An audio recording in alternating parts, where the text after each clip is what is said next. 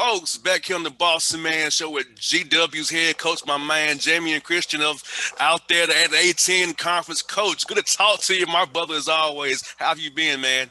And I'm great, man. It's great to be here, and this time being able to have your health, have your health and well-being, and able to go out into the world and try to keep inspiring others. And it's just a blessing to be able to do that. And it's a pleasure to be here with you today. Now, Coach, tell us about your team, man. How was it trying to get your guys ramped up for this year, knowing you couldn't see your guys for a while? DC was on a bigger lockdown and down here in Atlanta, of course. We talked about off the air. So how was it trying to get your guys ready for this year and knowing you guys have played pretty well, not the results you wanted, but you've been in it pretty much every game, and here or there the record could be a little bit different. Yeah, I mean, our guys love to compete, and so they were excited to get back here to campus. I don't think the general public really recognizes, what the interruption was for the guys that are competing out there on the floor these days. Usually as a basketball player, the season ends in March. We obviously didn't have March Madness, but then you usually get a couple weeks off, and then you finish up school, and then you go home for 3 or 4 weeks. And the difference was, with everybody around the country, March, whatever, 15th or 16th, whatever it was, everything shut down. Campuses sent players home. And so the guys didn't even return back to campus until, for us, mid-August. Wow. And some people try to bring their kids back sooner. I was really pleased with the plan that we had here at GW because we wanted to make sure we had all the testing stuff ready to go when the guys got back here. We wanted to make sure we had a plan for them to be on campus and to be able to thrive at some level when they got back here. And so I was happy with the patience that we had. Now some people brought their kids back in June and July. I wasn't really worried about that. I felt like getting them back with a good plan I thought was really important just for the guys. And then, our guys got back here in April. And again, they love to compete. They love to play. It was a little bit slow starting out because the guys hadn't worked out since March. So it took us about a month solid before we were really even 5-on-5 or full go. I want to say we took 6 weeks, to be honest with you, because I'm all about player safety, player health, and I want to make sure we're doing a great job of putting these guys in the right position. And so, once we got kind of through that 6-week period, we kind of started attacking it. I love our guys. I love how we're competing. I mean, when you look at the scores, people always think I'm crazy, because I'm always like, I love our team. I love our competitiveness. And I'm looking at our team and I'm saying, man, we're just getting so much better. It's like we're beating that drum every week. We're beating that drum and we're in attack mode. And I think as we continue to grow as a unit, I think it's going to be scary. Because when I'm looking at the teams in our league, we're in a great league. I mean, we've got great coaches, National Coach of the Year last year, Anthony Grant of Dayton, and Mike Rhodes has been Coach of the Year in the A10. And, St. Louis is amazing. Richmond's great. I mean, we've got a great league. But I just see our guys improving and how much they're learning. And I think that's really scary because, we're beating that drum and we're coming. And if we can continue to learn from our experiences, good and bad, we're going to be in a great place. And I look at the scores of your games because I can tell, like, the losses and over the close losses, they're going to grow from that. They're going to learn to execute that play in crunch time, So I feel like a lot of times you don't want to say, oh, a loss is a bad thing, but you can find so much good in that your guys are this close, that a player or two here or there, the record will be a little different, and people's idea about you will be different. Yeah, it's exactly right. I mean, and you're always – whether you win or lose, it's always a learning experience. And I think what's really important is like in our losses right now, we have a lot of new guys that are learning new roles that are talented guys that just we haven't had a chance to put them together. I do think the 2 or 3 months where they would have been together that we kind of missed out on, that could affect us some. But I think ultimately we would have had to go through these growing pains anyway, and regardless. And, you've been with me for a long time now. I'm all about learning. And, I think what we've been able to do and through really tough games, it's like it didn't break us. It brought us closer together. If adversity binds you closer together, then you're going to be all right when it matters. Because here's the reality of it. Adversity is going to hit you at some point. And a lot of the adversity that you think is going to happen, injuries, you can predict those kind of things. But your response to those things, if you own your response, you got a chance to be something really special. And championship teams have great responses. And I think we've responded all year long to really tough circumstances. I think, Coach, the fact that you're going through COVID protocols, you're one GW family. It's a we mentality right there because you're going this together. And like that one slip up can end it for everybody, get everybody pause. So I think that's brought you guys got closer together as well. And they say, hey, we're a family. We all going to do this together. And the individual mindset is gone because this year it's all about that one family more than ever this year. Absolutely. And everybody that's touching your circle, I always say this, like I always say, like, if one of my staff members is having a problem at home, I always say, well, that's affecting our team. I mean, everything that's happening in every one of our lives is affecting our team. And so really we're all in the same circle anyway. But I don't think we've always tried to view it that way. Like there's always like this separation of like family and work. And really now there is no separation, Yes. I mean, even for the NBA players right now and the college guys that are going, like, there's no separation. My wife has to be smart. My son has to be smart, and every one of our staff members. And so we're all on the same page. We're all together on it. And we've all got to be mindful of what we're all trying to do and what we're trying to do for our kids. Speaking of learning, Coach, I feel like for me, I become a better radio host, a better mentor, a better leader because, I was the guy that's do my job and go home, right? But this year I've learned in my radio show, touched so many people before, is giving them an outlet from all the COVID stuff, all the stuff going on in Atlanta with the protesting here in Atlanta as well. So I feel like Coach, I'm a which I didn't realize how much impact I had until this year. People send me emails and saying, hey, thank you for doing the show, during the pandemic. I needed a break. My interns who asked me about life. I'm 33 years old. I'm older than by a decade or so, right? So I'm having to teach these young kids about life, what's going on in our city. So, Coach, for me, I feel like I've grown from this and become a better man going forward because of COVID-19 in 2020. Yeah, I think that's a great point. I think, in a time like this, you like, for me, I want to be a leader in this time. I want to be a leader in some of the toughest times. I want to be the person. I've always strived to be this person, and maybe you're that person for a lot of people out there. When someone's at their toughest point, I want to be the person that they want to reach out to, and I've always wanted to be that person. And this situation here provides us that kind of often, and I think that's important to understand, like the platform that you have, the platform that I have. And, I think always remembering that it's not about you, it's not about I, and everything that we're putting out there, all that we're trying to do the very best we can, and we're not going to be perfect. Everything we're trying to put out there has the opportunity to galvanize a group of people, and just trying to do that and be mindful of that, be mindful of our words, be mindful of how we connect with people, and doing those things I think is really important. And you're going to kind of see as you continue to grow, the people that are connected to you and people that lean on you. And I think that's a great responsibility. And I think if you enjoy doing that, it's amazing. Yeah, Coach, man, I'm not the type of that guy typically, but man, I've talked about social injustice more than ever, politics, life beyond the sports, basketball, the Hawks, and talking to guys like yourself. I've had to really expand the diaspora, the reach of what we discuss here because the time calls for that, and now I know it because of the response I've been getting from fellow listeners and viewers and people around me saying thank you for doing this because we need to hear from you. You're a young Black host. There's not many of us out here. We need your voice to speak on the issues that's going on in our country. Yeah, and I think that's the thing is like the responsibility we have. It's interesting. I mean, I don't know if we're going to have this conversation here, but we can go into it a little bit. I think it's interesting in Black communities. People who are in entertainment become leaders, and in no other community in the world are entertainers considered to also be leaders. And I think that's one of the things that I think we really need to evaluate is how we can get more people in the Black community and within politics and working their way up there so they can make impact there. Not that I think it's bad that entertainers can be leaders, but I think, we need people that are going into leadership to lead.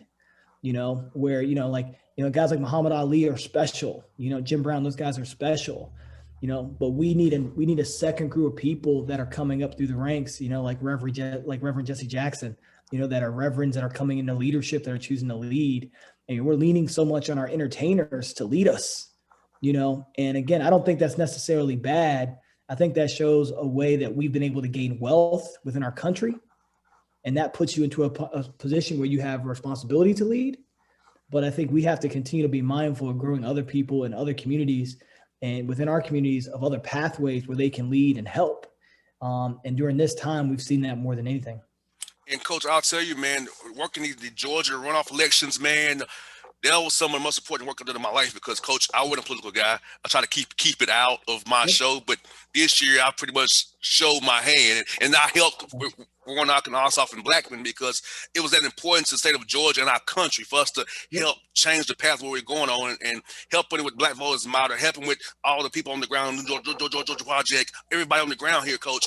I was like, man, this is some big stuff we're doing, and it felt so rewarding seeing them win because the work that we put in from August through January 5th, man, it paid off. And I was happy to say the Georgia people around here who understood the gravity, what we had in our hands, the power of our vote to get this done, knowing what we dealt with for all of 2020 and all that we've done in the last 4 years, to be honest with you, in the state of Georgia.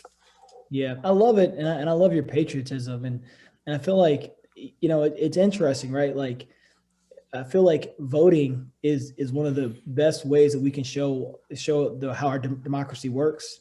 It's also one of the best ways we can show how much we care about our country. And I think these ideas that my vote won't count, building that in is like a part of voter suppression. Yes. You know, and I think we really fought against that. Now the challenge is this, you know, we had more people vote for Barack, you know, when Barack Obama ran for president, and then the next couple of elections that dropped down within our communities. That the goal is for us to own our future, and we own our future by going to that ballot box, not just for the election, but for our local elections and all those things as well, and making sure again we're promoting the right kind of people that we believe in, that are going to fight for the rights of us and for all people. You know, like it's not the rights that we're fighting for are things that are unjust. You know, we're not asking for anything that's unjust. We're asking for things that are rational and reasonable. And it's about getting people in there that will fight for those things above things that really don't matter. And I think, you know, I'm so, you know, I love history. So I'm like a big history guy. Like I love history. I love studying it. And, I think if I wasn't a basketball coach, I would have either been a journalist, probably writing for politics or human interest stories, or I would have been a lawyer. So all this stuff is kind of right into my wheelhouse. And I just think the empowerment that we have with our vote, we've suppressed some, and we've been suppressed. Oh yes. Right. And I remember talking, you know, we had, on our team, we obviously talked about voting, and everyone on our team voted, and we did all the stuff we're supposed to be able to do, and which I think is our responsibility as well. And I remember having a kid who's actually from Atlanta, and he was like, man, you know, I just think George is going to definitely go this way. And I just don't think my vote's going to mean anything. And then I remember coming to my office the next day after election, he goes, wow, my vote really did matter. You know, and I think that's what's really important for us to understand, is that your voice, like you have the opportunity here in this country for your voice to be heard. Now, it doesn't mean that it's going to echo off the walls and it's going to continue, but you have your chance your voice to be heard, and you do that at the ballot box. There's so many countries around the world where you don't have a chance for your voice to even be listened to, heard at all. And we have that right here. And I think we have to really appreciate that. I mean, we've had people in our communities forever fight for our ability to vote. Yes. And our ability to have a voice. And so to look up and say, oh, no, my vote doesn't matter, man, that's a misunderstanding of the history of many men and women who stood before us to give the ability for us to stand there and to cast that vote. And I'm just really glad that all our communities came out and contributed in a lot of different ways. And Coach, we're doing a civic engagement class going forward for young people who in Georgia who don't understand how it can't change overnight. It starts off locally with your school board, city council, mayor, representative, senator, governor. So we're going to do a whole class here going forward here to help people understand how civics and how it all works. So those blanket people on social media, those woke people who don't really know anything, don't tell you that how it all works, how the Senate is controlled because of the states. Each state gets 2 of them. So it's kind of working against you already. The House is more of in your area, and that's gerrymandered to a degree as well. So having to teach these people, Coach, about the basis of politics and civics is something I want to do. I'm happy to ask me to be involved because I want this to be better for us going forward here in Georgia and take this program beyond Georgia and help other states in the South get it right as well as we have here in Georgia. Yeah, I love that, and I think we need more activism that way. You know, I mean, there's activism where we stand out and we protest and we do those things, and those things are necessary too. But we need activism in other ways, and activism in leadership. You know, that's excited about starting programming that's gaining knowledge. Like, you know, the knowledge is still the most important thing that we can do for ourselves. And the more knowledge is the one thing that you just can't have too much of. right? And so the more we're Yes. able to learn, the more we're able to see perspectives on different sides of it. I think one of the things that happens so much now is because we're not educating ourselves on both on multiple things, right? We're only diving deeper. We have our Twitter that I have follow these guys, and my Facebook only follow these guys. We're not looking at both sides of things as much as we used to. Our media used to be so I wouldn't say it's been down the middle, but the media before it became about having the story quickly was much more about getting the story right and Yes. bringing in data and information from both sides of it. And people were able to make a decision. Well, now we can only focus on one thing if we want to. And it makes you feel like you're divided, like you have to pick a side, when the majority of us are trying to figure out, there might be 4 issues and we might be split down the middle on 2 of them. And the world's trying to say, if you like these 2 things, you have to go this way. And I think, programs like you're creating, with having people on the school board that can explain to our communities, how the school system works, why it's important. Like, if there's anything we've learned in the last 9 months, it's the importance of our teachers and our education and what it does for our Oh, yes. society. And, now I'm biased. My parents are both teachers. Okay. So I'm biased, but the way we treat our educators in this country, I think is appalling.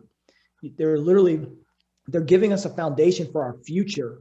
Yes. And they're going in and doing it every single day in some of the toughest places and really doing such a great job. And it's like, we have to really appreciate what our teachers and educators do for our society. And like, that's the one thing I was interested with in the presidential debates. No one was talking about the teachers in our educational system. We're talking about gun rights and this and that. Man, what's happening every day that affects our community? Our kids are going to school every single day. So there isn't necessarily a factor that outside of eating and so, outside some basic needs, that education part of it, we've got to get right in our country. So like school board, those groups are extremely important because they're bringing in programming to literally build our foundation and build our future. And if we're not smart in how we're trying to build that with our students, those we're trying to educate, then we're making a colossal mistake. And I think we've got to make sure, like, I love the idea of getting people involved in the school board and the communities and stuff, because educators are creating our America. And we've got to make sure we're doing a great job to appreciate them. Yeah, because it's a problem. Everybody on the school board is if it's from Buckhead and not from the west side of Atlanta or Vine City. They don't have an interest in hand over in Vine City. In Buckhead, they have it on for there. So, that's a push of trying, if you understand it. We ask yourself, why is things better in Buckhead than it is over on the West End or Camelton Road or Camp Creek? Ask yourself, why in Kirkwood different from North Atlanta? So I always try to tell people it all boils down to civics and that engagement, because if you want to be better, you have to give a voice, because they put it on the ballot. Hey, do you want to change this street or add this project? It's on the ballot. You have to pay attention to everything, top to the bottom. Yeah. Know it all, because if you don't, it'll affect you directly. Because what's happening locally affects you more than does happen on the federal level. It matters, but what happens right in your backyard in Fulton County in state of Georgia, the governor affects you more than does Joe Biden or Donald Trump. I'll try to tell people that. And some people got the message. Some still didn't, but the majority did get the message. Try to give them that, hey, it's local, then up top to federal. Yeah. And I think what's great about it is, and you're climbing the ranks as a leader, and hopefully I'm doing the same thing, right? Like, when you're climbing the ranks as a leader, the information you're given is more and deeper. And because a lot of times when you're looking at it, you're saying we should only do this or only do that. The world wants us to live in onlys or nevers. And when you're in that leadership position, you recognize there are very few onlys and nevers. And you're gaining more information. I think what happens is now our ability to communicate with people is different than maybe someone else sitting beside us. And we need both parties being able to communicate to their environments, right?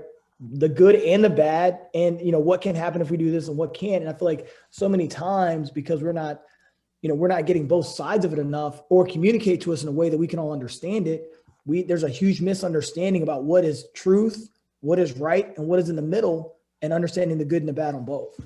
What we did, Coach, is we had this is what Joe Biden or Blackman or Oscar Warnock believes versus what Purdue, Loeffler, and Trump believes. So we put together, hey, you make your choice what suits your needs the best. But here's what they all stand for. Right. Bullet points. So I can't tell you who to vote for, really, but I'll give you the information to make you decide on for you and your heart what suits you and your interests better than whoever does that. So, that's what we did, Coach, try to make sure people Love it. understood, because I didn't want to be like, hey, vote for Ossoff, Warnock, Blackman. I wanted Right. you to look at the information and determine why you should vote for them or not vote for them. If you see it their way, go their way. See it their way, go. So that's what we did, Coach. We wanted to make this to be cohesive and easy and understandable for all our people who have not been in deep into it as we are. So we tried to make it easy as we could for our constituents here in Georgia, and thankfully most of them saw it the right way. I love it. Yeah, I think that's empowering though, is just sharing the information and then letting people go and make their own decision. I mean, again, I'm a coach, so I'm in a leadership position. I never try to tell our guys what to think. I don't think that's my responsibility. I think my responsibility is sharing them the information, Mm-hmm. And then creating an environment where we can all communicate what our beliefs are. And I think we got to all be striving to try to create something like that, and, because at the end of the day, like, there's some fundamental rights that we all want, and we should all be defending those fundamental rights, and, creating that environment where you can discuss it, I think is really important so that we can all be heard. No doubt, Coach. If you ever want me to talk to your team about this stuff, I'm more than happy to. More than happy to do that for you, man. And I'm asking you, Coach, about when things happen with George Floyd, Ahmaud Arbery, and Breonna Taylor and others. How did you use those Zooms? Because you have a very diverse team of different backgrounds. So how were those talks with your team about what's going on in our country, and hearing all their different stories and getting on understanding each other's perspectives on these said issues in our world this summer? Yeah, I would say something we try to do here. We're always having these kind of conversations, no matter what, whether it's something that's happened over across the world, whether it's, something happening within the environment. I want our guys to be worldly. I don't want them being in this basketball bubble where they're only seeing their value being one thing. And, we're at one of the greatest schools in the world. And we have some of the best professors in the world that study here. I want us using all the knowledge that's around us. And I still think you can be a great basketball player if you're learning. Yes, I don't sure think can. you have to only have to only think about basketball 24 hours a day to be a great player. And so we've always kind of had these conversations. That's kind of just a part of our fabric now, where I want to know their opinions. I want to know their thoughts. I want us discussing amongst each other. I've been really pleased. We had so many new guys coming to the roster this year, from freshmen and transfers. They're getting they're learning our way of life. And so watching them at the beginning and now watching them engage now is completely different. I think it's important for them to learn how to be comfortable talking about some of the tough things, because these issues are complicated. Very. It's taken us a long time to get to where we are. And now some of the results shouldn't be complicated, but, it's just taken us a long time to get to where we are. And I think sometimes when you jump into the middle of something, it's hard for you to fully understand, well, how do we get here? Well, let's go all the way back and let's rehash how we got here and look at the programming and things that are put in place for how we got here. Now you can look at the history of something. That's not one way or the other. That's just, this is true. This is truth. Yes. And this is how it's affected the outcomes of where we are now. And so I think being able to have those kind of discussions, I think is very important. Again, it goes with my thing with our guys, where I think they're more than basketball players. And I think we have an overall job to educate them on all things. So the conversations have been really good. Some heated. We've got guys on both sides of the aisle in our locker room, and we love that, and that's great. We've got guys who've had different experiences, and so getting those guys to open up, be able to share those experiences are important. We've got kids from Baltimore, Atlanta, and Ohio that had a big thing. So we've got kids kind of from all over the place that we're really seeing it in different ways. And Minnesota, obviously. So, our best player is from right there in Minnesota. So, seeing it from different ways, I think is really important. But then the most important thing is being able to share what your thoughts are and then listen to what someone else's thoughts are. And not necessarily always agreeing, but seeing their perspective. Most definitely. Right. And I think I think trying to build an open-mindedness into a discussion is important. Like so many times when you walk into a conversation, the person who initiates the conversation, their energy will dictate how the conversation will end. Mm-hmm. Right. So if I come in fiery, the conversation is going to end fire. Rarely does it end calm if I come in fiery. Most definitely. right?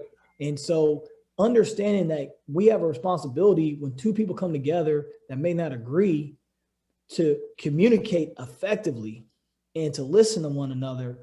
And then, rarely do you come in and say, I'm gonna be open-minded, and do you not take a point or two from someone else? And so if two people can come in with that kind of mindset, well, then you're inching towards ground to trying to find whatever the answer is. Mm-hmm. And then there'll be some other points where you may not. So, I mean, we've had some heated conversations. We've had some tears. We've done some things. I mean, we've put out different statements and stuff that we believe in. And our guys done an amazing job with it and done an amazing job of being a collective unit with it and really working together to find something that we all can believe in. Most definitely, Coach. And I got two more for you, man. First of all, is this one. Tell us your quarantine hobby, man. What was your quarantine hobby when you was off all that good time, man? Yeah, I've been on the Peloton bike a ton. Oh, wow. I've really enjoyed that. Just kind of, what I wanted to do this year is I wanted to get my mind and my mind in a great place to go out here and compete. I wanted to do the same thing with my body. And, last year I didn't have like health issues, but I didn't feel great health wise, if that makes sense. And so Yes. I just recognized over time, I was like, man, this is really wearing me down. So I said, let's really put together a good plan, where I'm biking and walking and running and doing different stuff like that, just consistently. I started this thing where I said, what we do in the morning, the alarm goes off at 8, we hit the snooze button, we lay back down, or, nothing typical. But I wanted to start this thing, and I said, and talking about like stacking habits. And so once my feet hit the floor, I was up. And I would get up and I might read, I might meditate, and I might work out, I might do yoga. But once my feet hit the floor every day, I'm like, I'm ready to go and attack the day. And so it's just started trying to stack some different positive habits together, and like studying different ways that habits can affect you, and just do one small habit and then stack that to another habit and stack it to another. So my habits, I would say like my quarantine thing I've been trying to do is get my mind in the best place it's ever been. I feel great. I feel enthusiastic. Again, the world right now, there's a lot going on. I want to be the best leader during this time. It doesn't mean I have to get it right all the time, but I want that pressure and I want that challenge. And so to do that, my mind's got to be in a great place, and also recognizing that my physical has an effect on my mind. So that's been my major focus, really. I would say that's been my hobby. It's just trying to make sure I get my body right and my mind right. Last thing for tell us about the BCU, Black Coaches United. I know you and Paul Hewitt helped get that going, executive director. I know you're part of one of the founders as well. Tell us about that great organization for Black Coaches United. What your mission is, what you guys are trying to accomplish here going forward. Yeah, man. I've been really fortunate to be able to jump in with these guys at BCU, and we're trying to make sure that coaches of color are represented all around the country, and that they have a place where we can communicate and we can talk. And right now we're just attacking basketball mostly, but we're going to continue to kind of expand out. And it's been fun being a part of something at the very beginning. And it's been fun being a part of something at the very beginning, seeing how organizations build and how organizations work when you have a lot of really talented people connected within it. Seeing some of the challenges that we have. I've loved working with Coach Hewitt because he's just got an amazing spirit. He's got an organizational mind. He's a great leader for us.